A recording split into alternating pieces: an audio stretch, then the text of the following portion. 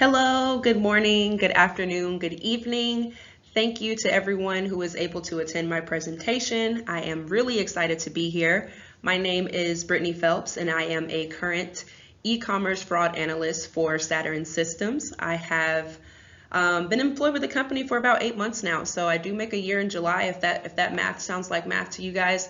And there has been so much that I have learned within fraud, and I have learned very quickly that it is not a black and white industry or organization. There is a lot of gray area. There are a lot of things that I have learned and that I have adopted throughout both my educational learning and what I'm learning here, to where I feel the company that I work for can begin and just continue to excel on creating a full agile enterprise. So without further ado, just to dive into a little bit of what we'll be talking about today, just a slight introduction, a little bit about Agile and just what that truly means, and surrounding Agile, developing a structure. And of course, there are a few things that I feel within my fraud organization that we can adopt with using Agile, with using structure to continue to elevate and move forward. And then I'll close it out. So diving a bit into e-commerce, something that I'm sure we're all very much so familiar with. I know I cannot tell you guys the last time that I've physically have been to a mall. I don't know if that's good or bad, but we're all about convenience nowadays. But e-commerce has truly become an indispensable part of the global retail framework. And the retail landscape has undergone a substantial transformation following the advent of the internet. And thanks to the ongoing digitalization of modern life, consumers worldwide now profit from the perks of online transactions. Simultaneously, as internet access and adoption are increasingly happening worldwide, so is fraud. So at any point in time, if you guys just want to think about an hour or 30 minutes, millions of transactions are occurring at any given moment, requiring someone to keep an eye out for potential fraud threats for people that are not doing so good things while shopping online. And that's where I come in as a fraud analyst.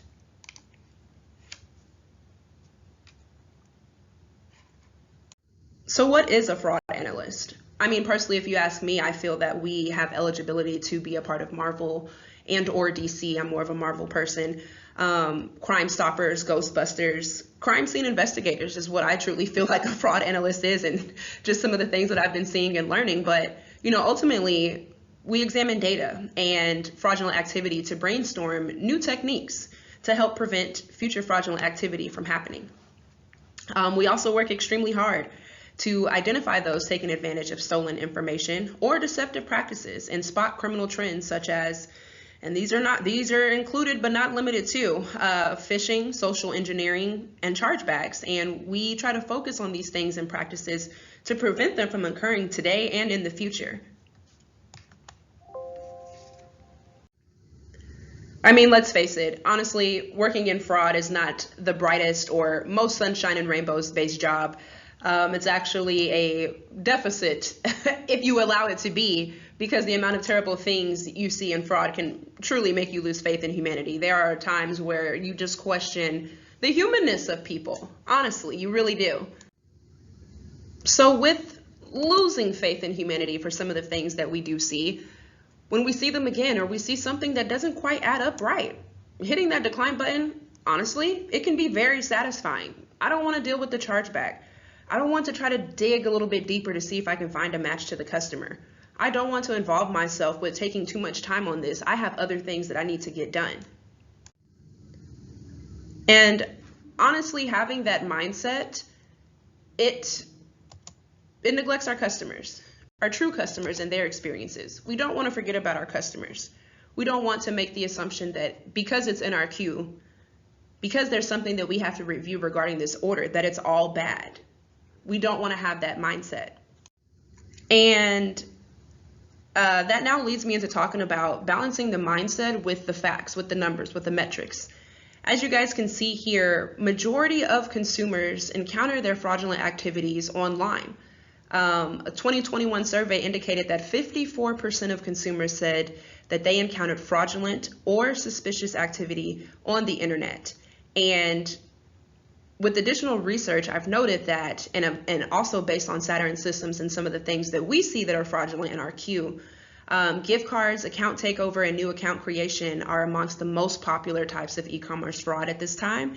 And roughly 21% of consumers that do participate in shopping online are afraid that their data will be stolen or their account be breached or misused.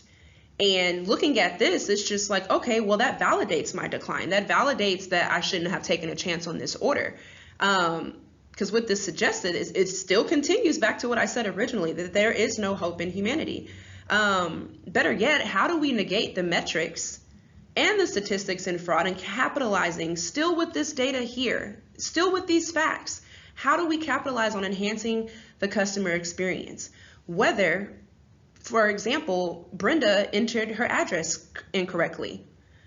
James just moved from Colorado to Texas. What about Marianne, who's buying her grandmother's shoes and is using her dad's card? And her name doesn't link to the billing address because she's 16. There is nothing in her name. How do we find that balance? So with finding that balance, and I want you guys to take a look at the big picture in the background here. As you guys see a 3-step process, there's an arrow in the background, and that arrow represents moving forward, the introduction of Agile, transforming the mind. And the 3 things that you guys see listed, the taxonomy of teams, the sequencing of the transition, planning for interdependencies, are 3 key points that I feel will help resonate within my organization, resonate within the fraud department, to continue to enhance flexibility and endurance and to really create that Agile enterprise that we are working on.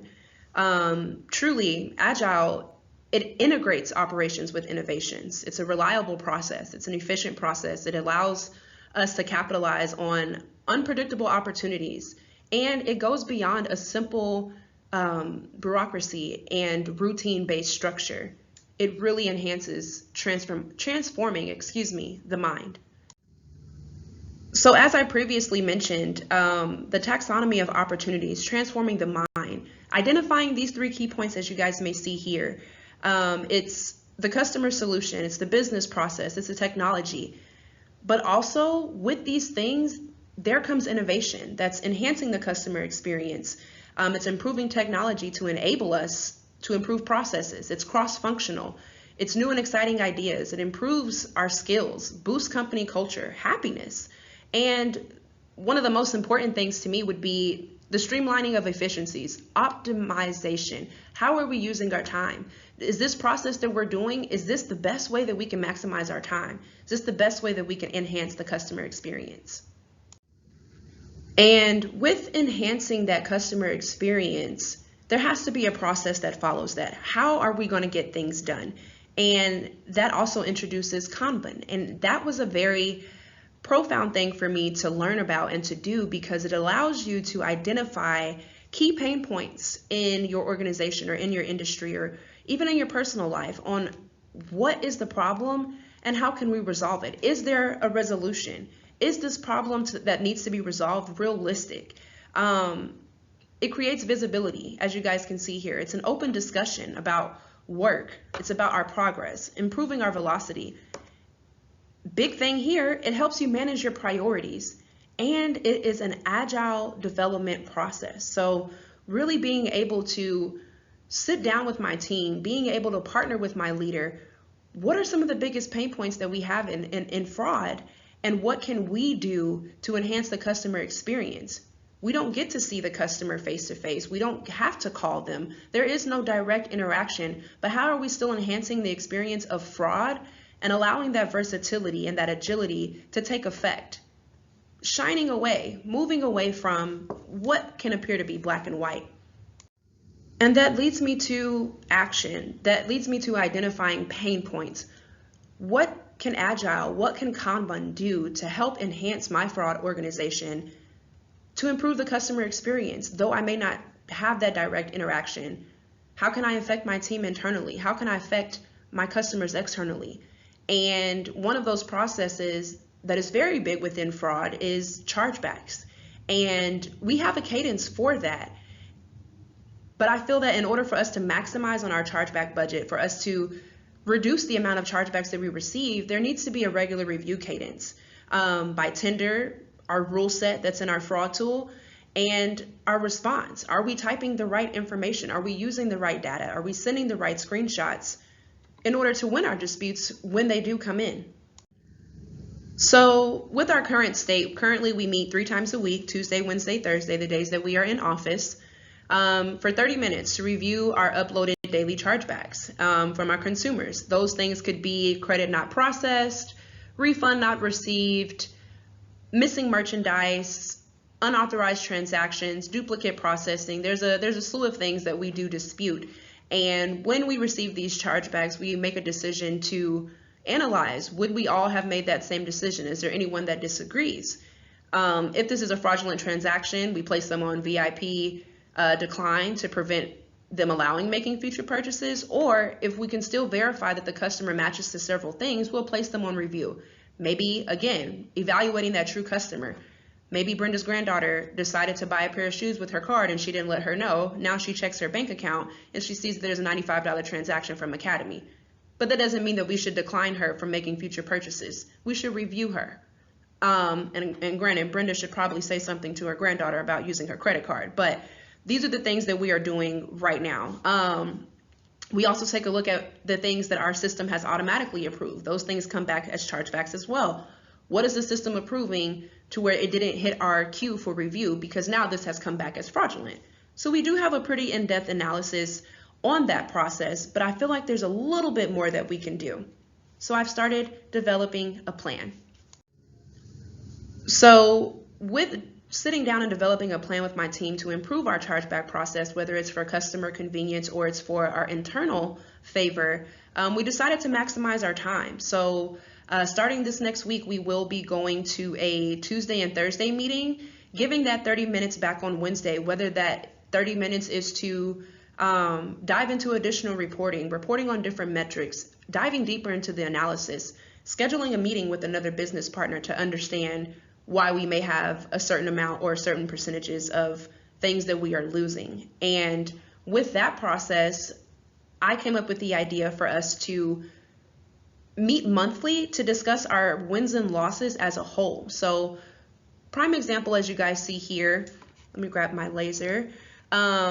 This is an example of PayPal, and this is what I reported on from January. And 16% of the disputes that we had in January were lost, 56 transactions, majority of those transactions being not received. If you guys go down here to where it says no impact, we did win 83.91% of our transactions. So we are doing things correctly. But how can we get that 83 to 85? Or how do we get that 83.91 just for that progress? 83.95. What process can we improve here? And I feel like these meetings will allow us to talk as a team.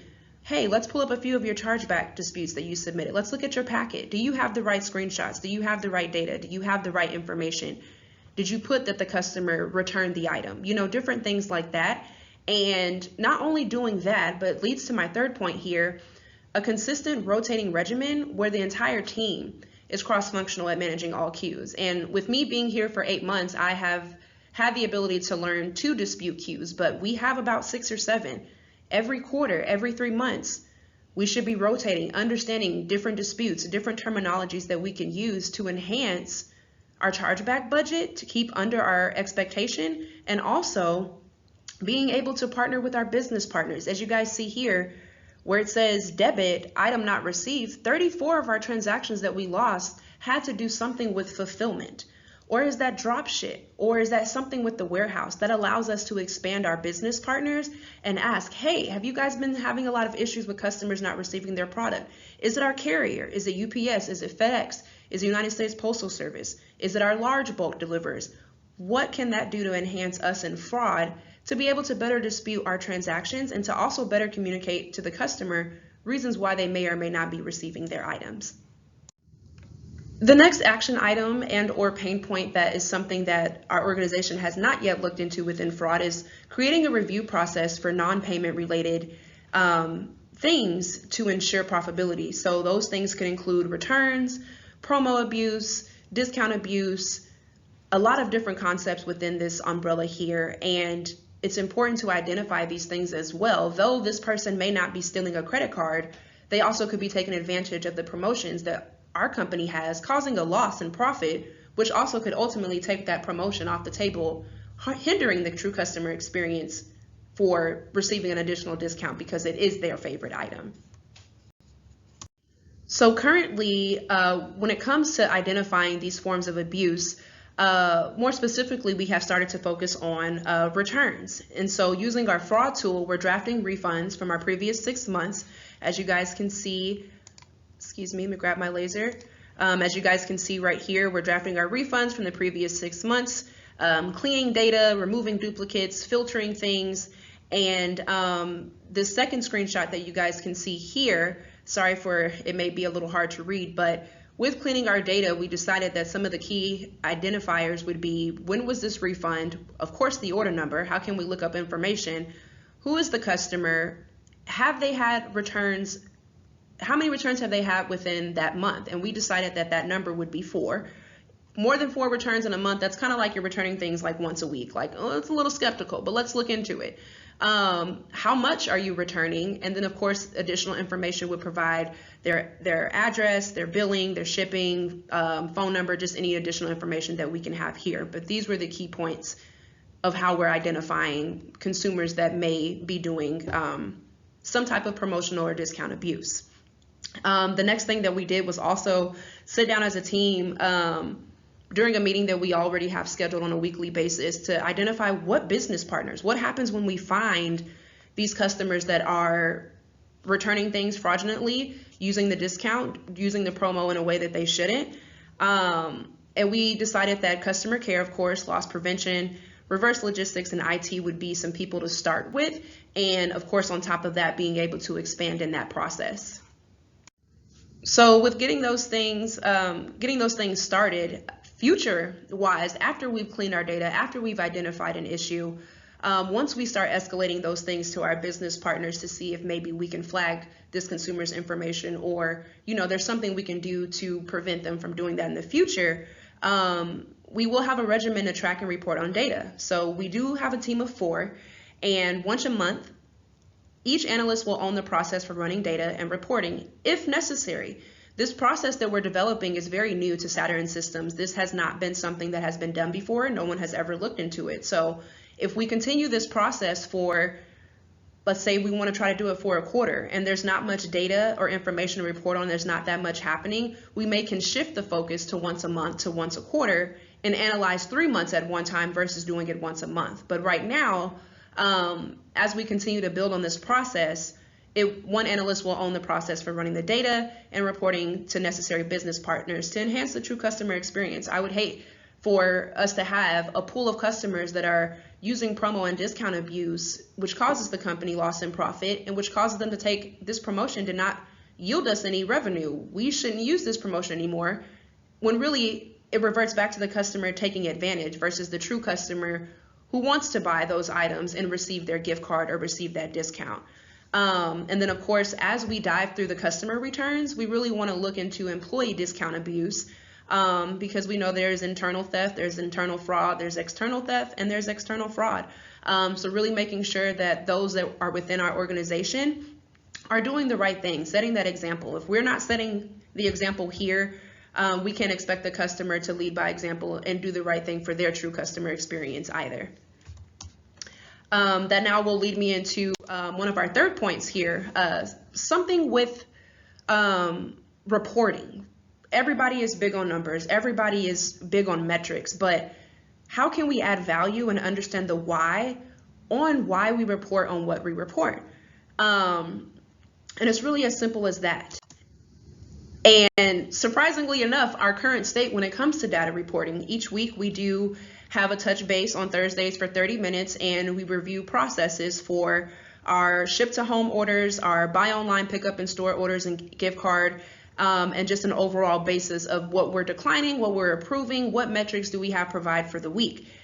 And that is literally what we do.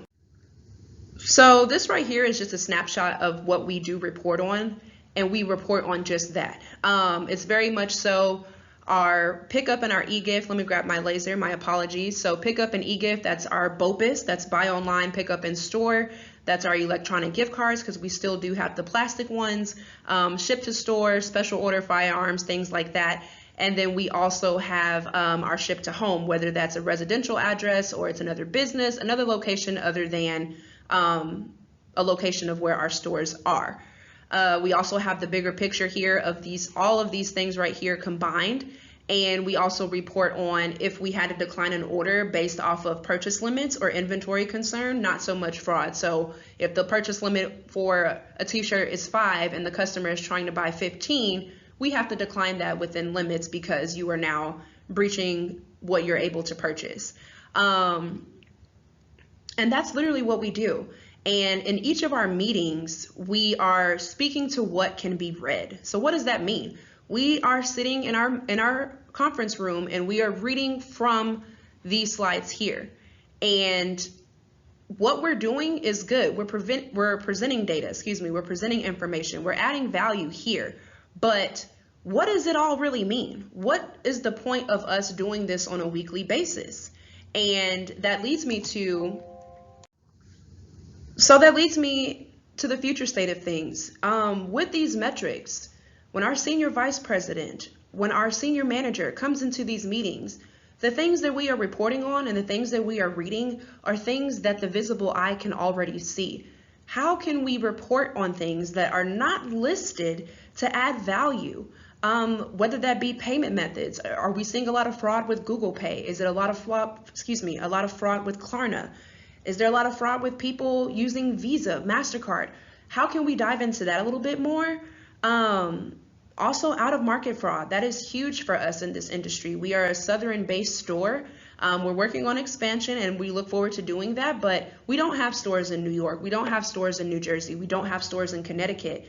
How are people getting the access to purchase things fraudulently and stealing people's information from the United States to have things sent to New York? Or why is this area a common area for account takeover?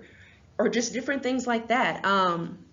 Also, we have a lot of high dollar items in our stores, whether they get it shipped to their home or they get it picked up in store. We have some items priced as high as $5,000.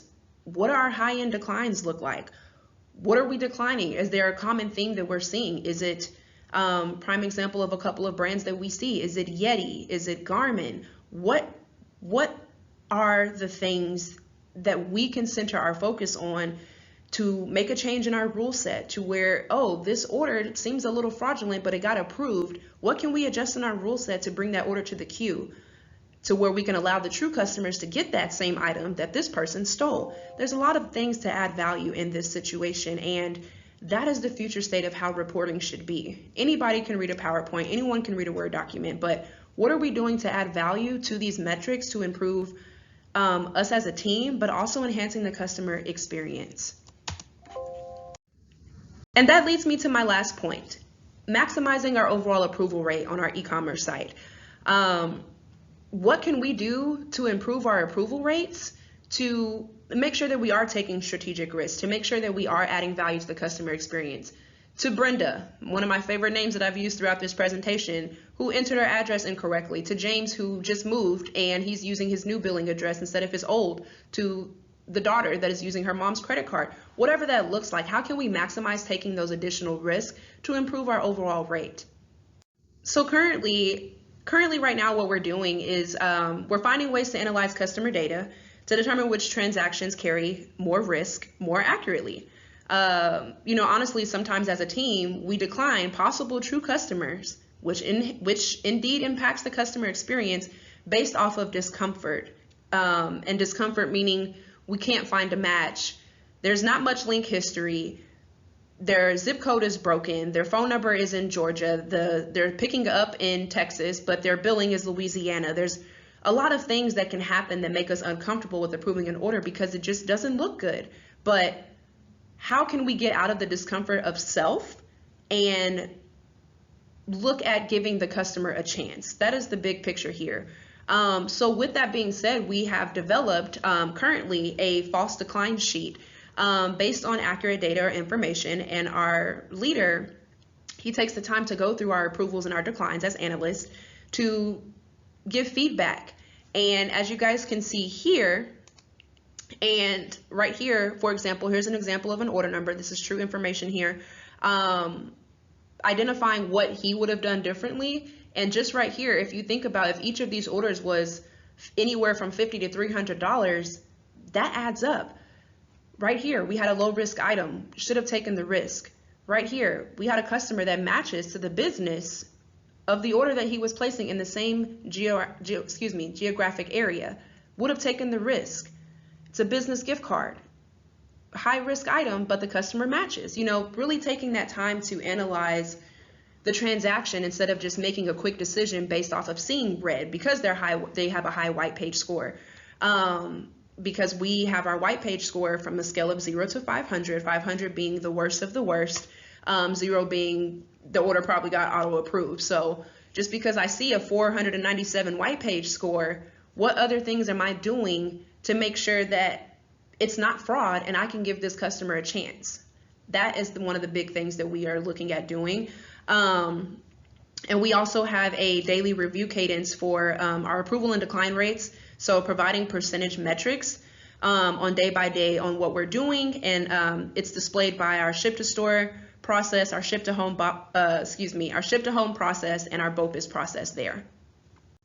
And future wise with that, right here is the example of the daily approve and decline details. It may be kind of hard to read, so I do apologize, but right here is an example. This is live data, true data for this past week for 3 days as a small snapshot, but the amount of transactions, what we approved, what we declined, and what is that percent to total. And a lot of times when I send this information out to the team, I'll highlight like what our biggest area for declines is. And most of the time that's ship to home orders or BOPIS orders. Sometimes there's a balance between the two. And sometimes that escalates to something bigger, like why did we have $10,000 worth of BOPIS declines, but we only had $3,000 worth of ship to home? Something may be going on. There may be a new fraud trend that we have to report on. So with that being said, not only should I be providing this snapshot, but really assessing the business vulnerabilities, using the right tools to keep fraudsters out, and keeping the purchase process, the customer experience for true customers as frictionless as possible. Really diving into the analysis. What are we declining right here? Why? Are there any new trends, as I previously mentioned? Is there a process in place to identify these trends? Do we need to dive into the rule set? Do we need to log onto the website to see if there's a new promotion that we may have missed? Do we need to check with marketing and get our e-com marketing calendar to see like, oh, we're being inundated. This is why this is happening. And just continuing to add value with what I previously showed you guys with the false decline sheet. I think this can really help enhance our strategy for approving and decline orders, and also, again, creating that flexibility to enhance the customer experience. So guys, really here to wrap it up, and I know I said a lot there, a lot of pain points to identify, a lot of processes to improve with embracing that agile mindset. But honestly, throughout all of these processes, throughout all of these things that I've talked about today, it's important to make sure you're having fun while doing this. Every first idea is not going to work out. Everything that everybody agrees on and we execute, it may fall through, but it's really about having fun with it, being creative, being innovative. And one of my favorite quotes from doing Agile right is, if you and your team are not having fun with Agile, you're not doing it right. It shouldn't be a monotonous process. You shouldn't be dragging your feet through a meeting. You shouldn't, oh man, I have to get this done. Like, I don't even know where to start. Like, this is so annoying. Like, why is this on our plate? Like, we should be able to, oh, this is exciting. Oh, this is giving me a new opportunity to grow, to expand my mindset, to develop a new business partner, a new interpersonal relationship, to do the right thing, to add value, not only to fraud, not only to my organization, but to the industry as a whole. As I previously mentioned, we are a Southern-based store. How do we get to New York? How do we get to Oregon? How do we get to Colorado? And it starts with adopting that mindset and to really have fun. One of our favorite memos that you will see around our building is have fun out there. And that's the bottom line. It's to have fun. It's to embrace and champion anything that comes your way, to show you not to be so molded and so conformed to how things are or the way things should be. Or one of my favorites, well, that's just how we've always done it. Let's get out there and have some fun, guys. And with that process of having fun, that enhances our culture. And again, another quote that I received from reading Simon Hayward's book is, "The bullseye is a culture that embraces new concepts, new capabilities, and doesn't choke them out." Being adaptable to change, not resistant. And with adapting this agile process, with doing these things, as I mentioned, it creates a safe environment to enhance confidence, experimentation, and learning. It develops empathy. We're human beings. We are still human. Though we have jobs and there are professional settings that we own, we still are human. We have to build trust. We have to encourage each other, and not only encourage each other, but as someone has an idea or a concept or something that's out of this world, never heard of, it's important to encourage these risks. It's important to have these conversations about improving and removing stagnancy, removing complacency. And one of my favorite points about developing this culture and what this process will do in adding value is being okay with failing without fear, being able to take that risk. I can't really figure out if this order should be approved or declined. I'm not really sure, but if I can't find enough reason to decline it, I'm going to review that customer and take that risk. I'm going to assume that this person moved. I'm going to assume that this is a family member. This is a coworker. Everything is not going to align or match up in order for us to take a risk. But where can we become strategic, and how can that enhance not only numbers, metrics, and percentages, but also the culture, the environment, creating those business partners and different things like that. So I'm very excited to present these things to you guys, and hopefully you guys got something from it. I know it's going on a little bit longer than expected. My technology has given me the blues today, so I do apologize. But so I really hope that you guys gained something from this presentation. As I previously said, I really hope that you guys are on board with considering adapting some of these agile processes when it comes to flexibility and ultimately achieving a means to an end. Because when I think of a means to an end, that is something done only to produce a desired result. We are doing this because we desire the results of agility, of flexibility, of innovation, of cross-functionality. We desire those things to happen, but something has to be done in order to get to those results.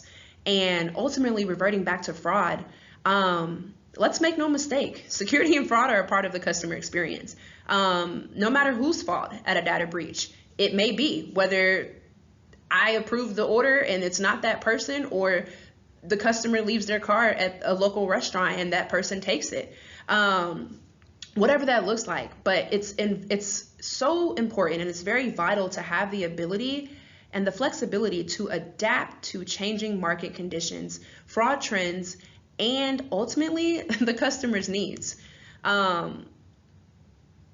Customers reward safety and security with loyalty, and it's extremely important to make sure to have that balance and to balance the need for strict security protocols with the basic tenets of customer experience. And those things include simplicity, speed, and convenience. It doesn't necessarily mean that we have to flip everything upside down. We have to make all of these changes right away, but what is going to yield the best result? And even if it doesn't, that's the one thing about Agile. Even if it doesn't produce the best result, we can easily go back and identify where we started to see that decrease or that lack of improvement and capitalize right there and go ahead and get things done. I look forward to hearing back from you all, looking forward to receiving feedback. I wish you all the best on future careers and future endeavors, and go Tigers! For any of those that would like to know where I did majority of my research from, there's some vital information here. And if you guys have any questions, please do not hesitate to reach out to me via email. I would be more than willing to answer those questions. Thank you.